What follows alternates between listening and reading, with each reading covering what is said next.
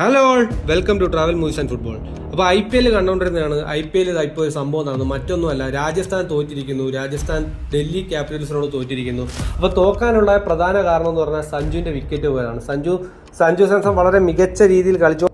46 ബോളിൽ 86 റണ്ണ് നേടി സഞ്ജു വളരെ മികച്ച രീതിയിൽ കളിച്ചുകൊണ്ടിരുന്നതാണ്. അതായത് തുടക്കത്തിൽ SSV ജയ്സ്വാളിനെയും ബട്ട്ലറിനെയും വിക്കറ്റ് പോയി 222 റണ്ണ് ചേസ് ചെയ്ത സഞ്ജു സാംസൺ വളരെ മികച്ച രീതിയിൽ കളിച്ചോണ്ട് ആ ചേസ് കൊണ്ടുവരുന്നതാണ്. അവർ രണ്ടുപേരും പോയി, അതായത് SSV ജയ്സ്വാളും ജോസ് ബട്ട്ലറും പോയതിന് ശേഷം വളരെ കഷ്ടപ്പെട്ട് ബുദ്ധിമുട്ടി ആ ചേസ് സഞ്ജു സാംസൺ കൊണ്ടുപോയിക്കൊണ്ടിരുന്നതാണ്. 86 റണ്ണ് വെറും 45 പന്തിൽ അദ്ദേഹം നേടി. ഓരോരോ ബൗണ്ടറി വിടുന്നതെന്ന് പറഞ്ഞാൽ സഞ്ജു സാംസൺ ഒരു രക്ഷയില്ല.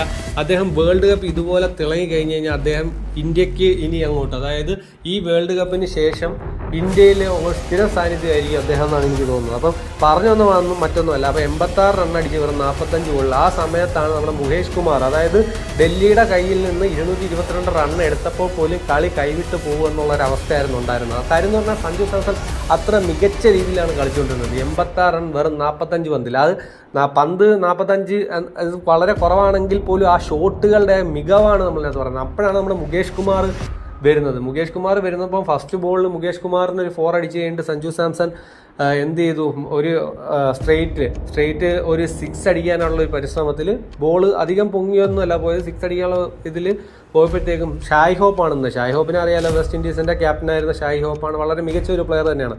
പക്ഷേ അദ്ദേഹം ക്യാച്ച് പിടിച്ചതിൽ അതൊരു ലോ ഹൈറ്റിലാണ് പോയതുകൊണ്ട് അദ്ദേഹം ക്യാച്ച് പിടിക്കുക എളുപ്പമായിരുന്നു. പക്ഷേ അദ്ദേഹം ഈ ഫോട്ടോയിൽ കാണുന്ന പോലെ അദ്ദേഹം ക്യാച്ച് പിടിച്ചപ്പോഴത്തേക്കും അദ്ദേഹത്തിൻ്റെ കാലിൻ്റെ ഒരു ടച്ച് നമുക്ക് കാണാം, അതിനകത്ത് തട്ടിയതായിട്ട് കാണാം. പക്ഷേ അങ്ങനെ സഞ്ജു സാംസൺ ആദ്യമേ ഔട്ടാണെന്നുള്ള രീതിയിൽ സഞ്ജു സാംസൺ പോയതാണ്. പക്ഷേ വീണ്ടും നമ്മുടെ തേർഡ് അമ്പയറിന് ഡിസിഷൻ കൊടുത്തപ്പോഴത്തേക്കും തേർഡ് അമ്പയർ ആദ്യമേ നോക്കിയപ്പോൾ കമൻറ്റേറ്റർ അവിടെ നിന്ന് പറയുന്നുണ്ട്, അതായത് തട്ടിയിട്ടുണ്ടോ, പണിയായി രാജസ്ഥാൻ റോയൽസ് വീണ്ടും തിരിച്ചു കയറുക, അതായത് ഡൽഹി ക്യാപിറ്റൽസ് പണിയാന്നുള്ള രീതിയിൽ.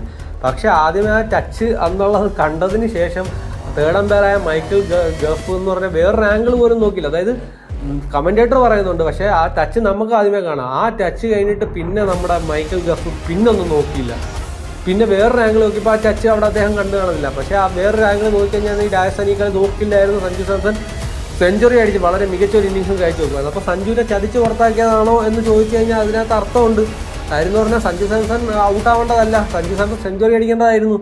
ഇത്ര മികച്ച ഒരു കളിക്കായിരുന്നു, അത്രയ്ക്ക് വിഷമമുണ്ടായിരുന്നു. അതുകൊണ്ടാണ് ഞാൻ ഇങ്ങനെ സംസാരിക്കുന്നത്. അപ്പം എനിക്ക് കണ്ട നമ്മുടെ രാജസ്ഥാൻ്റെ ആരാധകനൊന്നുമല്ല, സഞ്ജു സാംസൺ നമുക്ക് ഇഷ്ടമാണ്, നമ്മുടെ കേരളീയനാണ്, മലയാളിയാണ്, അദ്ദേഹം വളരെ മികച്ചൊരു പ്ലെയറാണ്.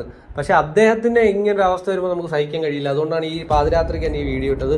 അപ്പം നിങ്ങൾക്ക് എന്ത് തോന്നുന്നു? അത് ഔട്ടായിരുന്നു? എനിക്ക് തോന്നുന്നു ഔട്ടല്ലായിരുന്നു. അപ്പം നിങ്ങൾക്ക് തോന്നുന്നത് കമൻറ്റ് ചെയ്യുക. Follow for more content, travel movies and football.